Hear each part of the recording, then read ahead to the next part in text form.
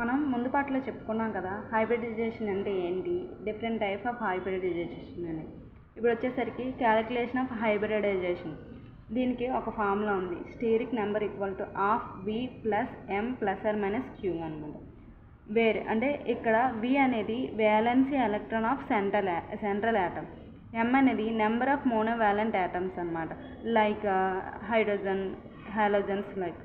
Queue అనేది charge and species అనమాట. ఒకవేళ ప్లస్ ఉంటే అది యానియాన్ అని చెప్పేసి, అదే మైనస్ ఉంటే క్యాటయానిక్ స్పీసెస్ అని చెప్తాం అనమాట. వచ్చేసరికి ఎగ్జాంపుల్గా తీసుకుంటే అమ్మోనియా వచ్చేసరికి నైట్రోజన్ యొక్క కాన్ఫిగరేషన్ 1s2 2s2 2p3. ఇప్పుడు మనం ఫార్ములా 1/2, ఇక్కడ 5 వ్యాలెన్స్ ఎలక్ట్రాన్స్ ఉన్నాయి, 5 ప్లస్ 3 హైడ్రోజన్ 3, దీని మీద ఎలాంటి ఛార్జ్ లేదు కాబట్టి 0, 8/2 4 అంటే sp3 4 ఆర్బిటల్స్. తర్వాత NH4 ప్లస్ అనమాట, 1/2 ఈక్వల్ టు 5.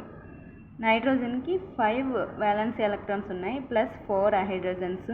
ఇప్పుడు ప్లస్ అంటే ఒక ఎలక్ట్రాను తన నుంచి పోయిందనే కదా, తీసేసామనేదే కదా అర్థం, అందువల్ల -1 అని పెట్టుకుంటాం.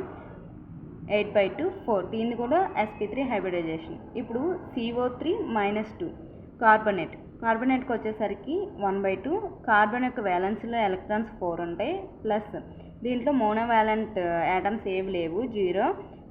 దీనికి ఇంకా -2 ఎలక్ట్రాన్స్ యాడ్ అయ్యాయి కాబట్టి +2, 6/2 3 sp2 హైబ్రిడైజేషన్. Thank you. ఇంకేమైనా మీకు డౌట్స్ ఉంటే కామెంట్ చేయండి. ఇంకేదైనా టాపిక్ ఎక్స్ప్లెయిన్ చేయాలంటే కామెంట్లో పెట్టండి.